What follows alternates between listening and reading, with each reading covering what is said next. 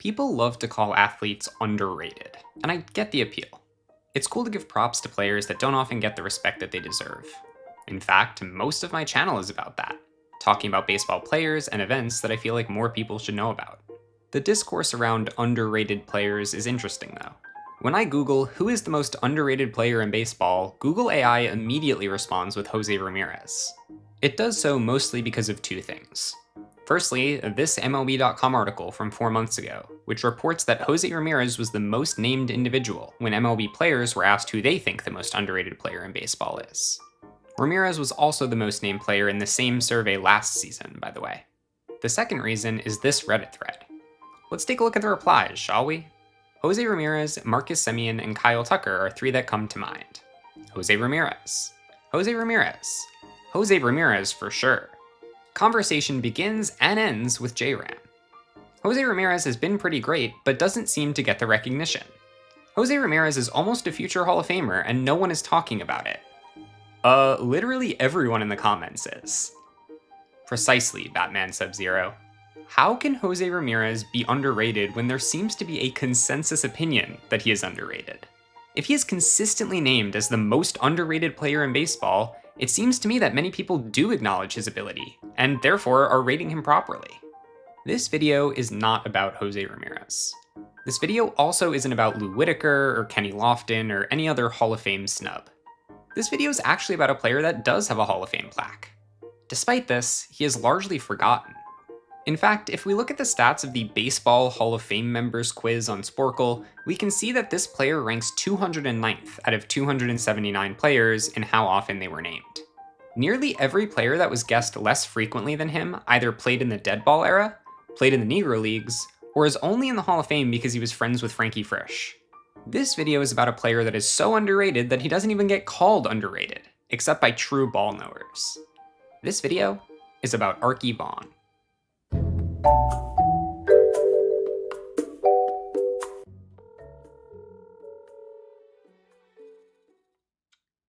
Hey Tom, how you doing? Hey, you busy? Just gonna leave in 20 minutes to get Cindy from the airport. What's going on? I'm working on a baseball video about a particular player. I was wondering if I could ask you an opinion-based baseball question and record your response to potentially use in the video. I'm just gonna ask who you think the top 10 shortstops of all time are. Oh my gosh, dude, I'd have to think about that.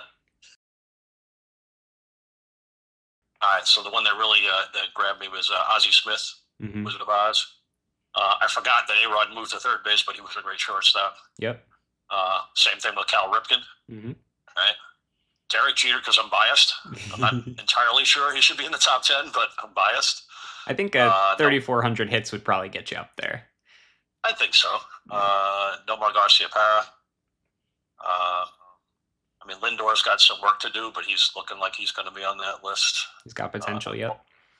Yeah. Omar Vizquel. Okay, interesting. All right. Yeah.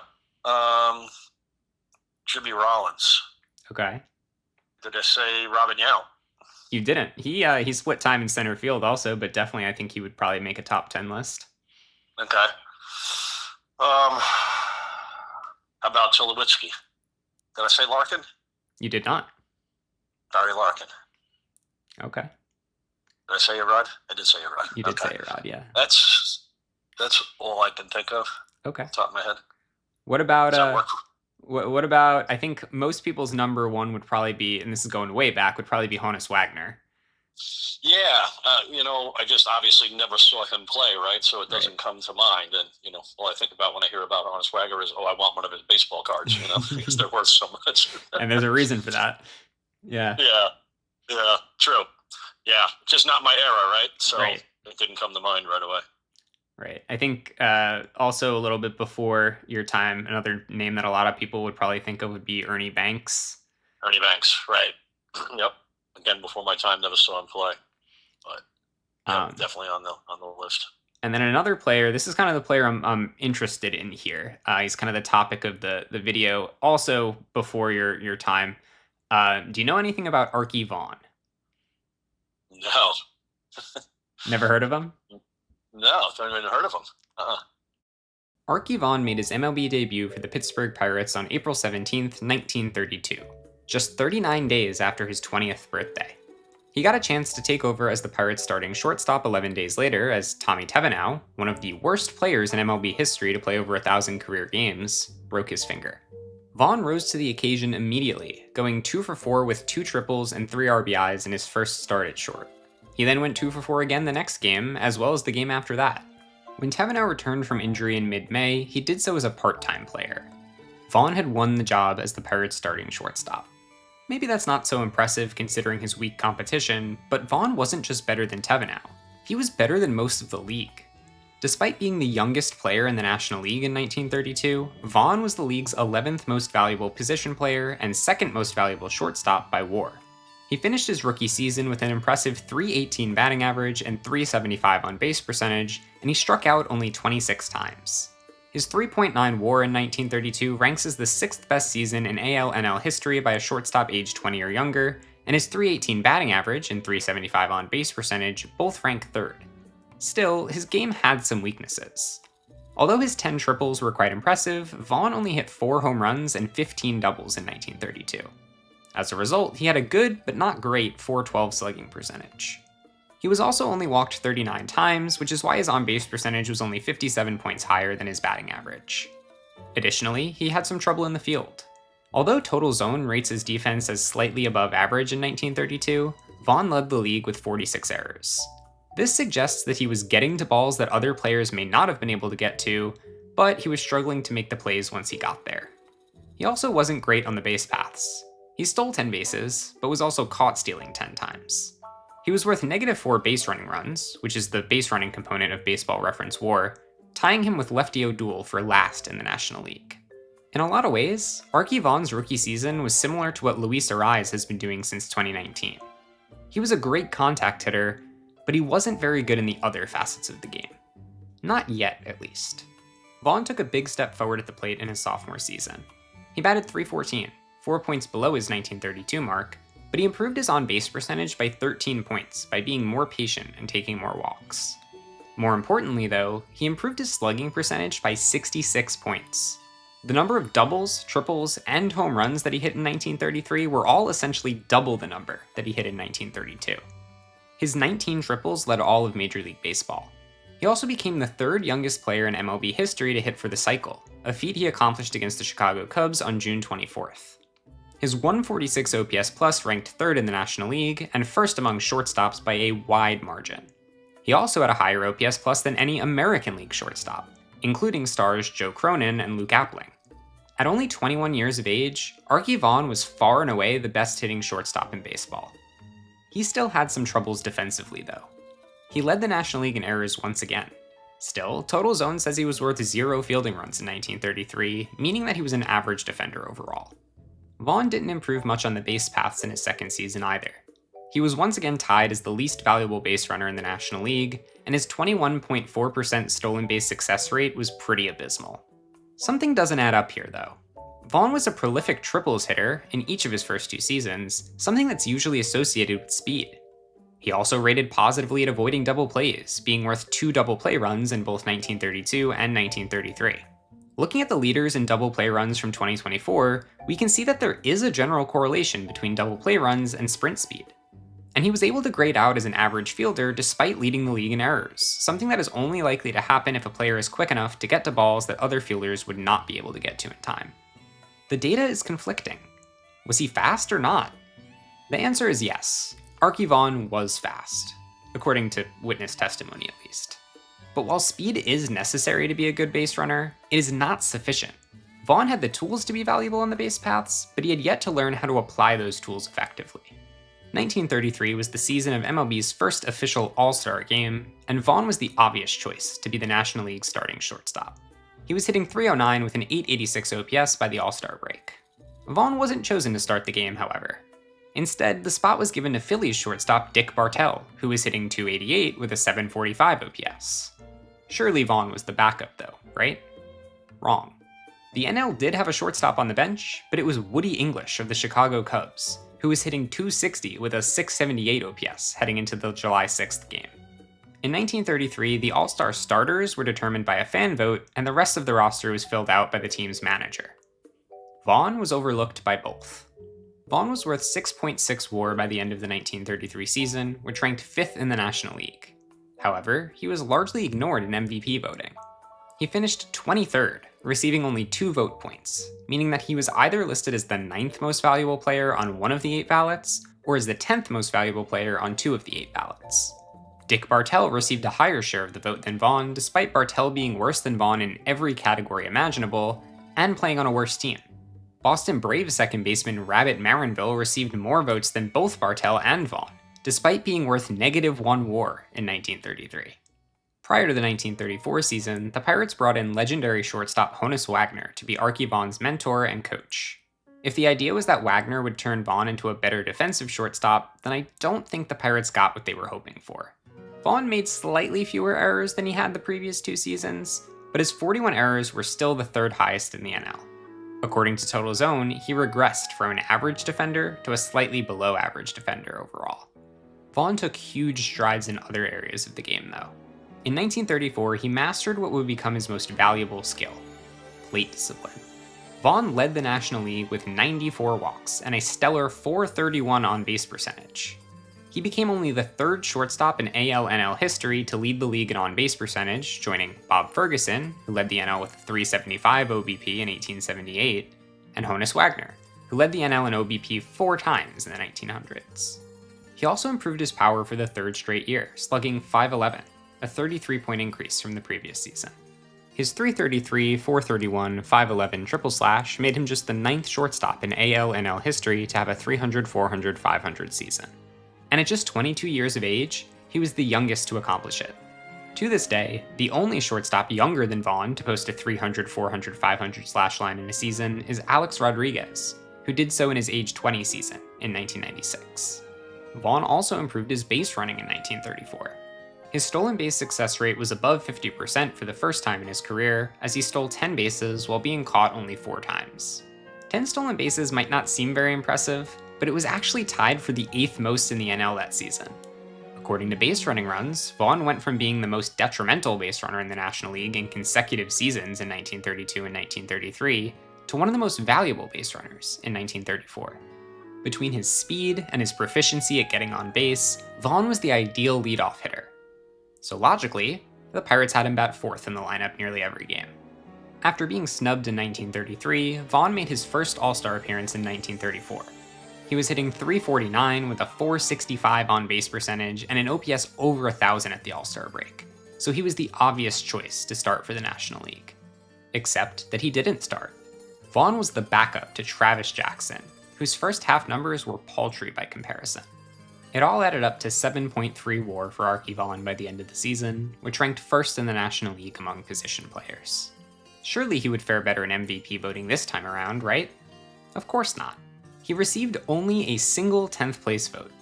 Reds shortstop Gordon Slade received more votes than Vaughan, despite Slade's OPS being 252 points lower than Vaughan's, his WAR being 6.2 wins lower than Vaughan's, and Slade playing on the worst team in the National League. Cardinals pitcher Dizzy Dean won the MVP award that season, which is more than fair. Dean threw over 300 innings with a 1.59 ERA plus and was worth 9.5 WAR. He was the National League's most valuable player. But for Vaughan to not receive a single top 9 vote, and for only one of the 8 voters to think he was even a top 10 player in the league in 1934 is completely indefensible. Arky Vaughan isn't a once-celebrated player that has been forgotten over time. It's clear that he was underrated from the very beginning.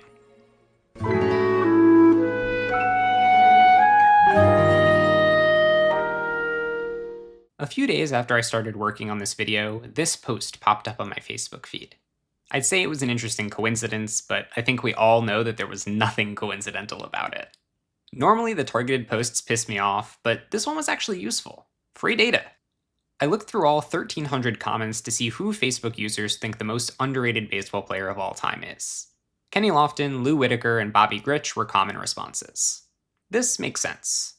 Other than players involved in scandals, players that aren't yet eligible, and Bill Dolan, who played in the deadball era, they are the 3 position players with the highest career WAR that are not in the Hall of Fame. It is fair to say that they were underrated by Hall of Fame voters during their times on the ballot, but they now fall into the same category as Jose Ramirez.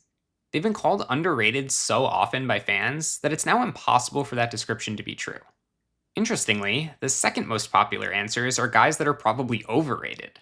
Players that are constantly brought up as legends of the game and potential Hall of Famers, even though their numbers clearly don't match their reputation. Guys like Dale Murphy, Bill Buckner, Joe Carter, Don Mattingly, Bill Madlock, and Steve Garvey. One guy said Ichiro, which is pretty funny considering that he just got 99.7% of the vote for the Hall of Fame in his first year on the ballot. Another guy said Tony Gwynn, which is even funnier because he's probably the most overrated position player in MLB history.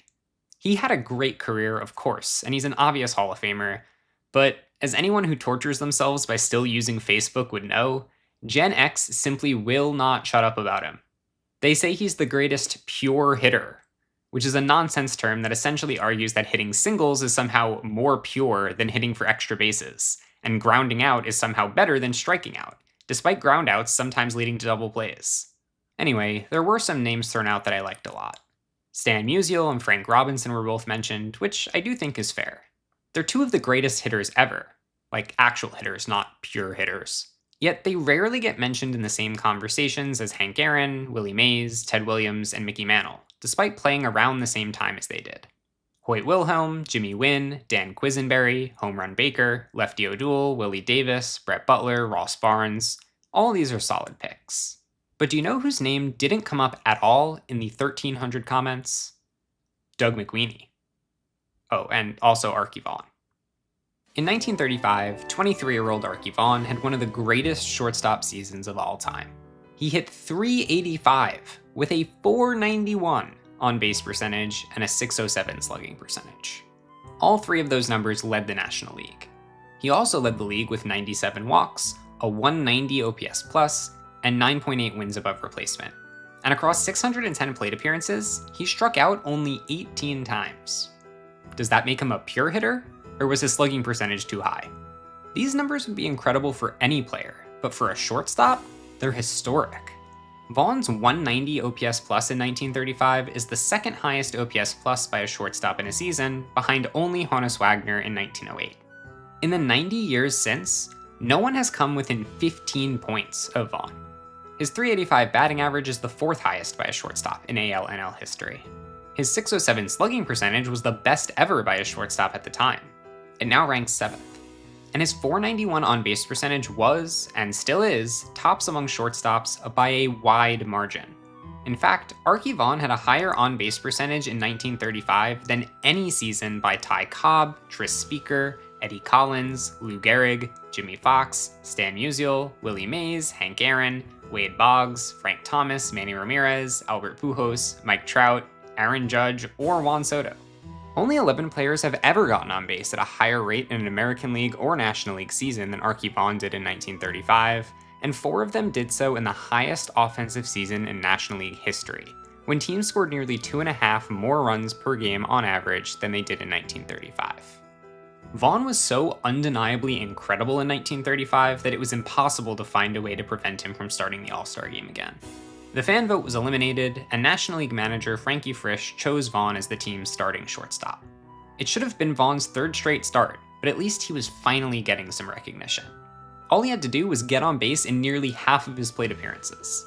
And just like it was impossible to justify anyone other than Vaughan starting the All-Star game, it was also impossible to justify anyone other than Vaughan winning the National League MVP award in 1935. He led NL position players in WAR the previous year, but he lost to a pitcher with a higher WAR total. In 1935, however, he led all National League players in WAR, including pitchers, and no one was even close. Dizzy Dean was worth the second most WAR, but he was a whopping 2.3 wins below Vaughan. The gap between Vaughan and Dean was the same as the gap between Dean and 11th place Bill Terry. Voters at the time didn't know about WAR, of course, but they did know about all the stats that caused his WAR to be so high. The guy had a .385 batting average, for crying out loud. They loved batting average back then, didn't they? The vote should have been nothing but a formality. Vaughan should have capped off his historic season with a unanimously decided MVP award. Yet, somehow, the award went to Gabby Hartnett instead. The voters had the most obvious decision of their lives. Vaughan's stat sheet came with giant red letters that spelled out, "Obvious MVP.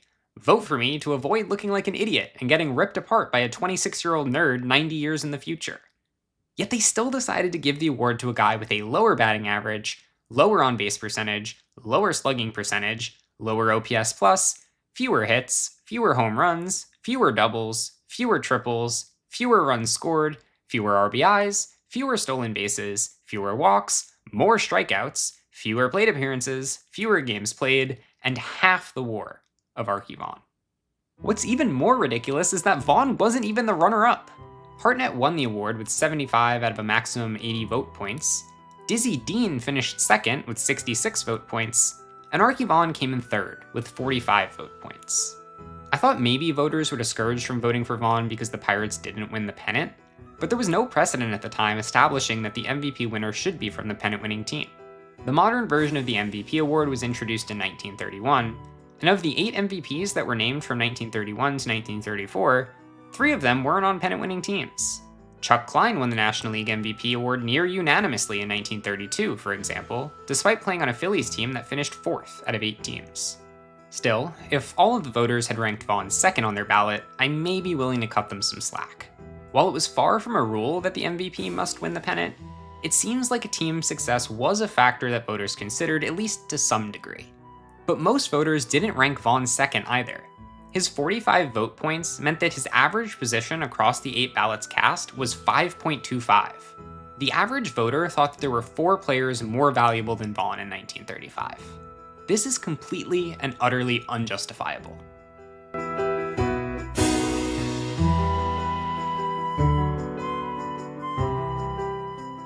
Last year, Mr. Biscuit Barrel asked the Pirates subreddit who the greatest pirate of all time is, other than Roberto Clemente. Well, the correct answer is Honus Wagner, who is even greater than Clemente. But after those two, I think you know who my answer is. This thread received 67 replies. Anyone want to guess how many times Arky Vaughan was named? Remember, this is a Pirates subreddit. All of the replies are presumably coming from Pirates fans, who you would expect to be more knowledgeable about their team's history than the average fan. 2 times. Vaughan's name was mentioned 2 times. He was mentioned once by this guy, who didn't rank Vaughan in his top 13 Pirates, but did list him, with a misspelled name, as one of 22 honorable mentions. The other mention was by 93 Devil, who also misspelled Vaughan's name, but gave the only correct answer in the entire thread, assuming we're not counting Honus Wagner. Paul Wainer and Arky Vaughan are the only players in the conversation. Arky Vaughan followed up his incredible 1935 campaign with another fantastic performance in 1936. He hit .335 with a .453 on-base percentage, .474 slugging percentage, and .148 OPS+. He led the National League in walks, on-base percentage, and position player WAR for the 3rd straight season. He became just the 3rd shortstop in MLB history to lead his league in position player WAR in 3 consecutive seasons. No shortstop has done it since. Additionally, 1936 was Vaughan's 3rd season in a row with 185 or more hits and 90 or more walks. He is one of only 11 players in MLB history with 3 or more such seasons, and he's the only shortstop to do it more than once. Vaughan was clearly the best shortstop in the NL once again, and now that he had finally been allowed to start the All-Star game in 1935, surely he would be given the honor again in 1936. Nope. Vaughan was the backup to Cardinals shortstop Leo DeRocher. When it came time to decide the MVP, the disrespect for Vaughan reached an all-time high. Despite leading NL position players with 8 WAR, Arky Vaughan did not receive a single MVP vote. There wasn't a single voter that thought he was a top 10 player in the league that season. Meanwhile, Leo DeRocher, with his 1 WAR and 82 OPS+, finished 10th in MVP voting. This pattern would continue for the rest of Vaughan's career. In 1937, Vaughan slashed .322, .394, .463, with a .133 OPS+ and 5.7 WAR. He also improved his defense, being worth 4 total zone runs, the first time he had a positive fielding value since his rookie season. Dick Bartell started the All-Star game at shortstop, though Vaughan was given a chance to start at third base, a position he hadn't played a single inning at in his major league career. He didn't receive a single top 10 MVP vote in 1937. In 1938, Vaughan had arguably the second best season of his career. He was fantastic at the plate, batting .322 with a .433 OBP, a .444 slugging percentage, and a .141 OPS+, and he also was fantastic defensively. His 18 total zone fielding runs ranked first among National League shortstops that season, and second among all National League players. If it was his defense that was preventing him from being an all-star starter in the past, that point was now moot. He now led National League shortstops not only in every offensive category, but also in fielding value. His surface-level fielding stats were good too. He made only 33 errors all season, and his .961 fielding percentage was well above the shortstop league average of .943. And just for good measure, he also led NL shortstops in stolen bases. His game no longer had any flaws. He was better than every other National League shortstop at every aspect of the game. Yet, Leo Durocher was once again chosen to start the All-Star game at short. Durocher finished the season with a 57 OPS+, and negative -0.5 WAR. Vaughan finished the season with 8.9 WAR, tied with Melot for the National League lead. And I think you can already guess that Vaughan did not win the MVP award in 1938. Melot didn't win it either. The award went to Reds catcher Ernie Lombardi. Unlike 1935, however, the pennant winner excuse doesn't work this time. The Reds finished 4th in the National League in 1938, 4 games behind Vaughan's Pirates. Vaughan placed 3rd in MVP voting for the second time in his career. From 1933 to 1938, Vaughan led NL position players in WAR 4 times and led all NL players in WAR twice. He had 0 MVP awards to show for it. During that same time frame, he led National League shortstops in WAR, OPS+, batting average, on-base percentage, slugging percentage, hits, walks, home runs, triples, doubles, singles, RBIs, runs scored, stolen bases, games played, and plate appearances. And he had the fewest strikeouts among NL shortstops with at least 1,500 plate appearances. He also led NL shortstops in batting average, on-base percentage, and OPS+ in each of those 6 seasons. And he led NL shortstops in slugging percentage and WAR in 5 of those 6 seasons. Yet he started the All-Star game at shortstop only once in that 6-year span.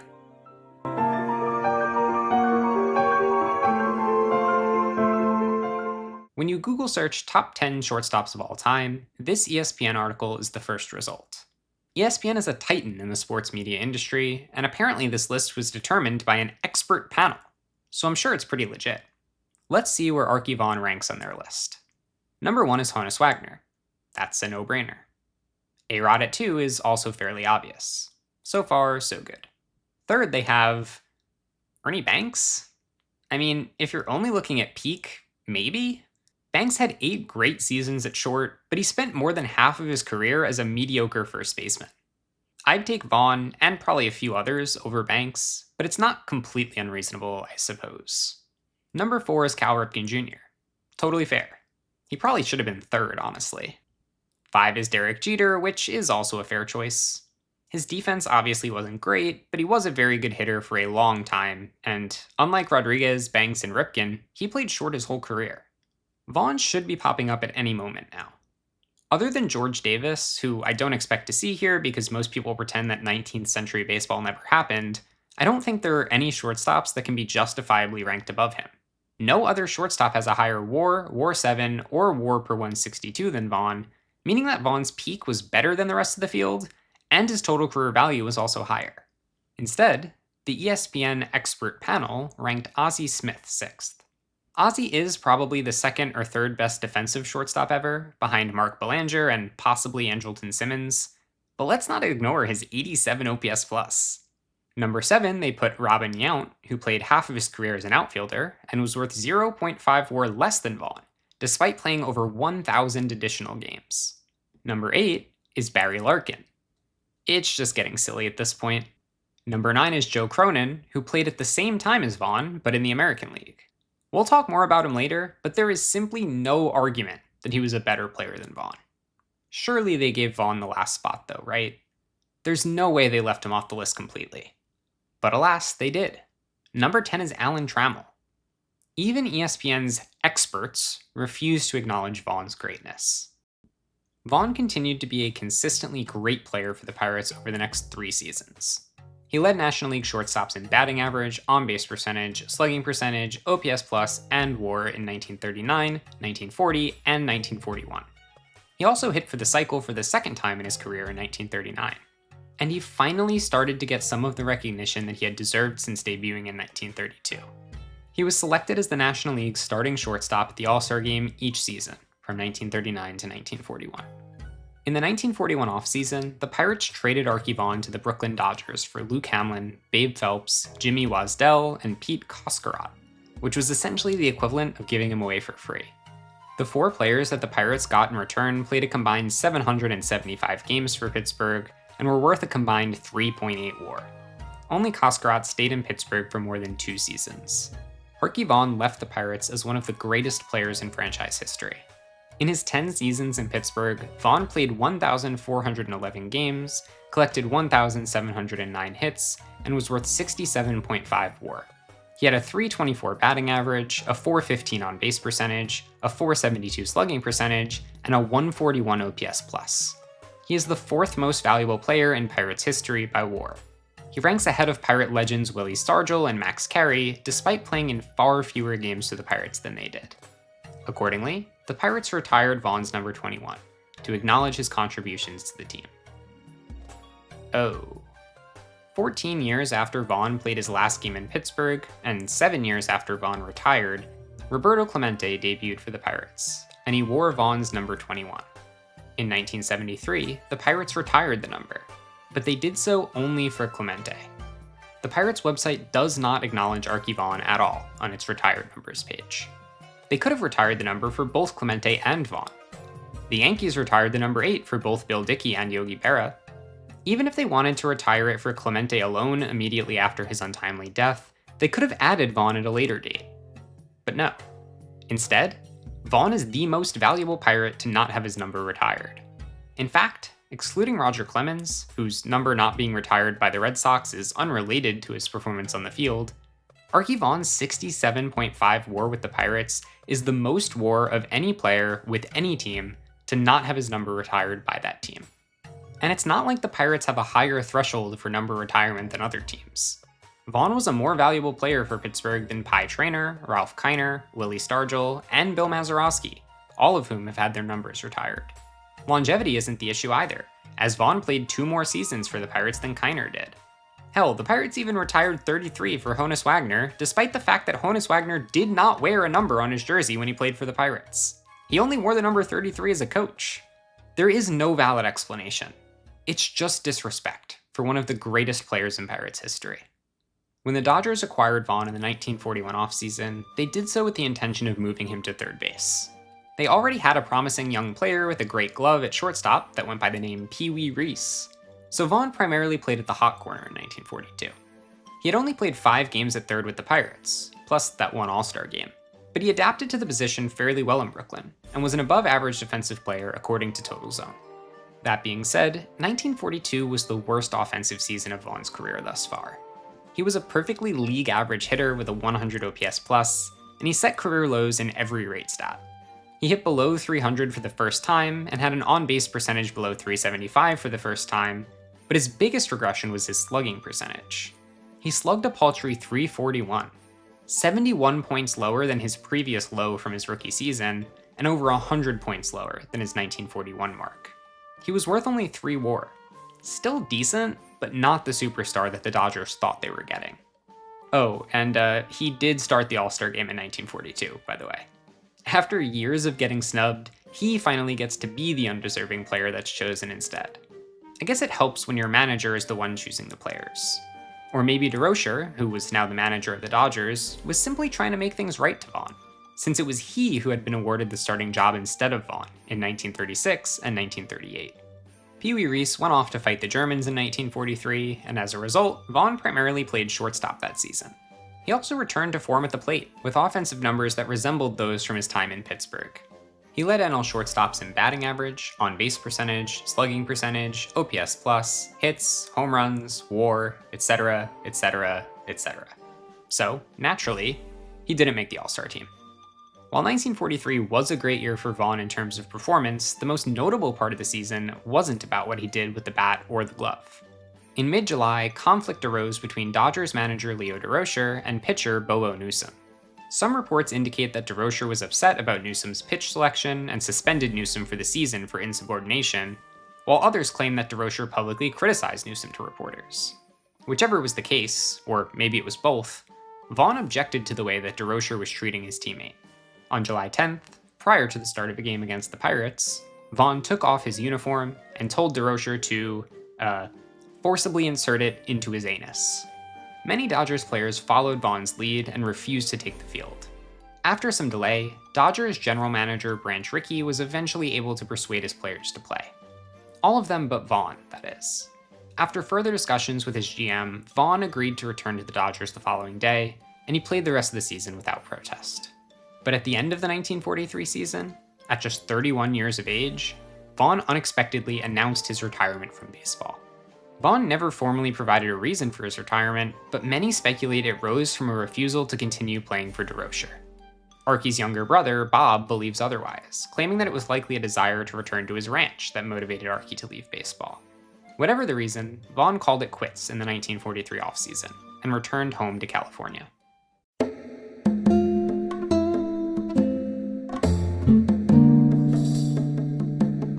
For 3 years, Vaughan remained in California and worked on his ranch.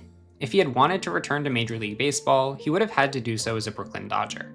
Since he had voluntarily retired while under reserve by the Dodgers, the team still retained his rights.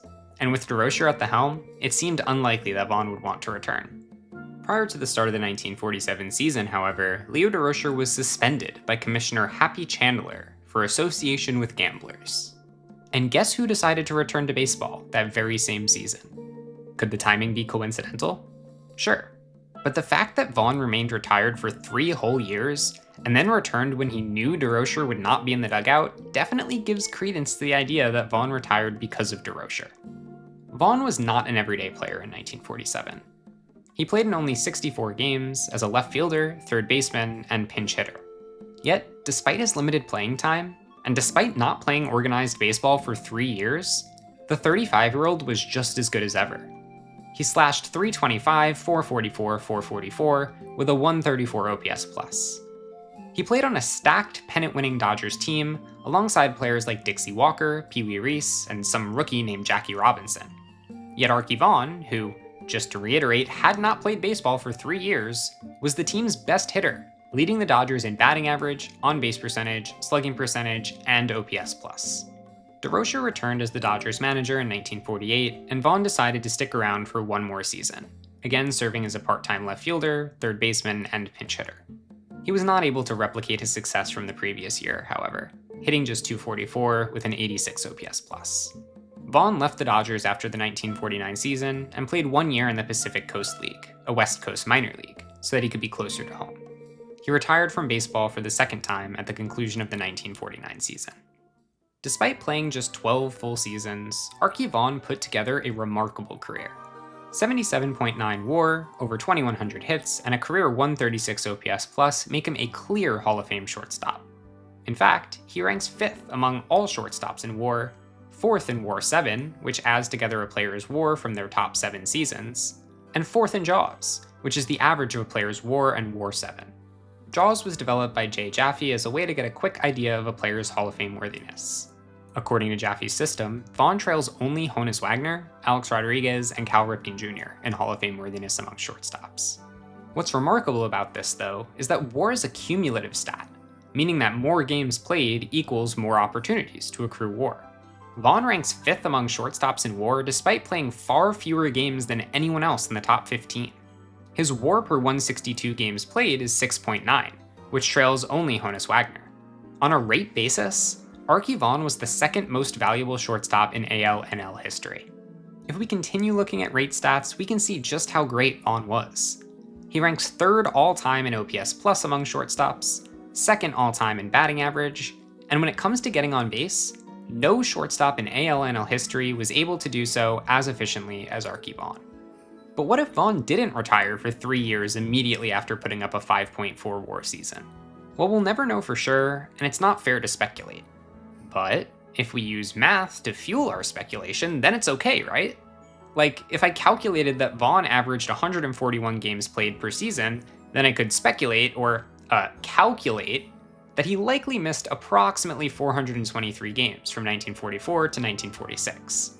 Then I could take his career totals, divide them by the 1,817 games that he played, then multiply by 423 to definitively determine, without any assumptions at all, that Vaughan would have had an additional 490 hits and 18.1 WAR had he played those seasons. In this mathematically and scientifically supported alternative reality, which definitely has no margin of error whatsoever, his 96 WAR would rank 3rd among shortstops and 34th among all players. On August 30th, 1952, Vaughan and his friend Bill Weimer went fishing in a California lake. While they were out on the lake, their boat capsized. They tried to swim to shore, but Weimer didn't know how to swim. Vaughan tried to help his friend, but in the process, both men drowned. Vaughan was only 40 years old. Many of Vaughan's former teammates reflected on Vaughan's character following his passing. Jackie Robinson told reporters, quote, "He was one of the fellows who went out of his way to be nice to me when I came in here as a rookie. Believe me, I needed it. He was a fine fellow."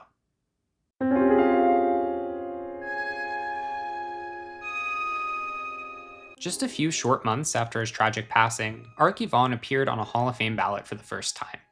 Technically, he had been eligible since announcing his retirement, since the 5-year waiting period was not introduced until 1954, but 1953 was the first year that he received votes.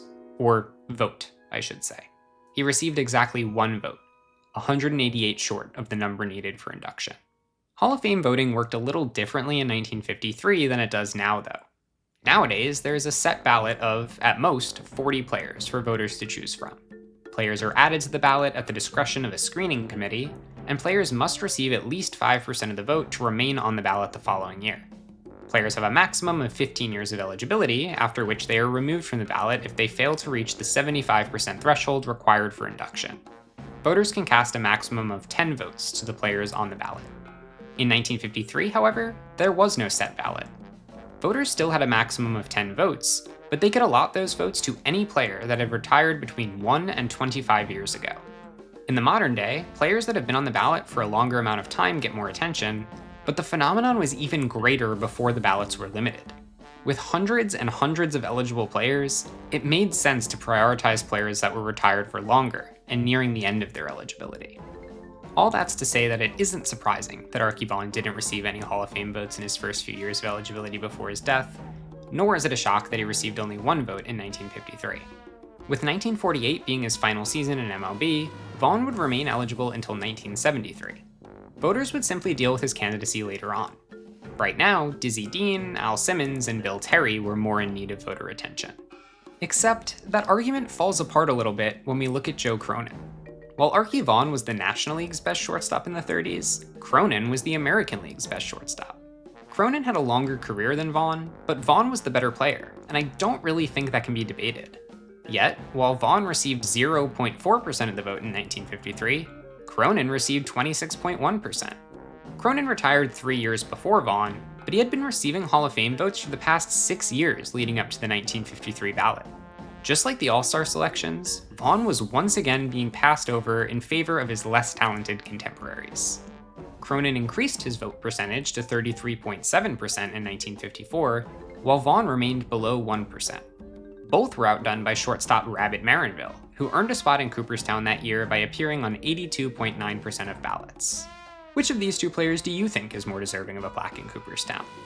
Sure, Marinville had fewer remaining years of eligibility than Vaughan, but does it really matter when the statistical disparity is this huge? But wait, it gets worse. Middle infielder Bill Wamsgans received more Hall of Fame votes in 1954 than Arky Vaughan did. Wamsgans was worth 4.1 career wins above replacement, and had a career 78 OPS+. The only notable thing about him is that he turned an unassisted triple play in the 1920 World Series. Apparently, according to voters, that one play is more valuable than Vaughan's entire career. Okay, that's not totally fair. Vaughan had 19 years of eligibility remaining, and Wamsgans had only 3. Wamsgans was a higher priority.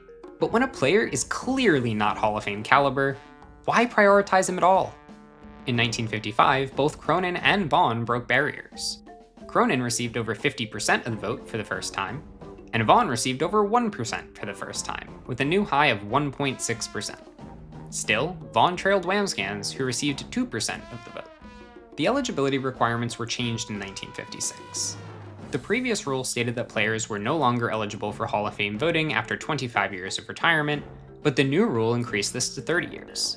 This was especially good news for Dave Bancroft, who thought he was eliminated from contention after receiving only 7.6% of the vote in 1955, his 25th year after retirement.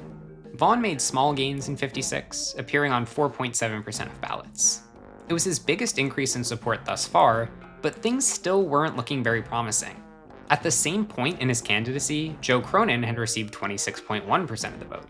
Speaking of which, while Vaughan failed to break 5% in 1956, Joe Cronin reached the 75% threshold and was inducted into the Hall of Fame. Cronin is a deserving Hall of Famer, but it's frustrating to see how easily he was able to get in, while a significantly more talented player that played the same position at the same time was overlooked. That said, maybe Cronin's induction was good news for Vaughan's candidacy. Now that Cronin was no longer on the ballot, maybe voters would turn their attention toward other shortstops. If they do, Arky Vaughan would be next in line. Sure, Dave Bancroft and Travis Jackson had fewer remaining years of eligibility, but their cases for the Hall were much weaker than Vaughan's. They never really had much of a chance to begin with. It was Vaughan's turn now. Or it should have been, at least. Instead, he was leapfrogged by Luke Appling, who had 2 more years of eligibility than Vaughan did. Like Cronin, Appling was another American League shortstop whose career largely overlapped with Vaughan's. Like Cronin, Appling had a longer career than Vaughan did. But, like Cronin, Appling was not as talented of a player as Vaughan was. In 1957, the Hall of Fame voting rules changed once again. Instead of voting every year, votes would now be held every other year. This essentially cut players' eligibility in half. Sure, they still had 30 years, but if voting was held every other year, then they only had 15 chances to be voted in. After the 1956 vote, Vaughan should have had 22 more opportunities. With the rule change, he only had 11. And with Appling surpassing him as the voters' new favorite shortstop, things were starting to look a bit bleak. In 1958, Arky Vaughan received only 2.3% of the vote. His support was cut in half from the previous vote. Luke Appling, on the other hand, received a healthy 28.9%. Vaughan was also cut in line by another newcomer to the ballot, Indian shortstop Lou Boudreau. The idea that Vaughan simply had to wait his turn while players with fewer years of eligibility were prioritized was officially moot. Any glimmer of hope that Vaughan fans may have had was gone after the 1958 vote. Even though he still had 10 more chances, Vaughan's shot at being voted into the Hall of Fame was practically dead. To add insult to injury, catcher Bertie Tibbetts, with his 3.8 career WAR, received a higher share of the vote than Vaughan did in 1958. And this wasn't a throw some votes at a guy in his last few years situation like Wamsgans. Tibbetts had more remaining years of eligibility than Vaughan did. In 1960, Arky Vaughan received just 3.7% of the vote. He was surpassed by another newcomer to the ballot, Marty Marion, who was nowhere near close to the player that Vaughan was. There were now 3 shortstops with more remaining years of eligibility than Vaughan that were appearing on more ballots than Vaughan was. In 1962, another change was made to the voting process. Now, instead of having 25 years of eligibility between 5 and 30 years after retirement, players only had 15 years of eligibility between 5 and 20 years after their retirement. Since votes were only held every other year, though, this meant that players would only have 8 opportunities to be voted into the Hall of Fame. With this change, Vaughan's remaining years of eligibility heading into the 1962 vote decreased from 9 to 4, and he still had yet to achieve even 5% of the vote. The new change decreased the number of eligible players, but Vaughan still failed to attract any attention. He received only 3.8% of the vote in 1962, and a 4th shortstop that was new to the ballot surpassed him in votes. This time, it was Phil Rizzuto, another player that was significantly worse than Vaughan. In 1964, Pee Wee Reese became eligible, and I'm sure you already know what I'm going to say next. There were now 5 inferior shortstops, all of whom had more remaining opportunities than Vaughan, who were receiving more votes than Vaughan. Luke Appling jumped up to 70.6% of the vote in 1964, and he was voted into the Hall of Fame via the runoff ballot, a new measure put into place to induct one player when no one received at least 75% of the vote. In 1966, with Appling no longer on the ballot, Arky Vaughan broke 10% for the first time. In 1967, Hall of Fame voting returned to being an annual occurrence. This gave Vaughan one additional opportunity, but it wouldn't matter. he was polling way too low for the extra chance to make a difference. Vaughan did get a boost in his final year of eligibility in 1968, but it was nowhere near enough for induction. He received just 29% of the vote. He was included on more ballots than Rizzuto and Reese, barely, but even in his final year, voters still chose Lou Boudreau and Marty Marion over him. Arky Vaughan is debatably a top 5 shortstop of all time. During his playing career, he was likely the second best to ever play the position, behind only the great Honus Wagner. And he was undeniably the best shortstop and one of the best players at any position of his era. Yet, he was overlooked by fans and managers in All-Star selection, and he was overlooked by MVP voters. After his retirement and untimely death, he was overlooked by Hall of Fame voters. He was eventually inducted into the Hall of Fame through the Veterans Committee in 1985, but he was, and still is, overlooked by the Pittsburgh Pirates, who chose not to retire his number. And to this day, he remains overlooked by baseball fans and writers alike. This video has the potential to age very poorly. If this reaches enough people, Arky Vaughan could experience the Jose Ramirez effect, called underrated so often that it's no longer true. And I would love nothing more than for that to happen. Go out and make my point irrelevant. Let people know how great Arky Vaughan was.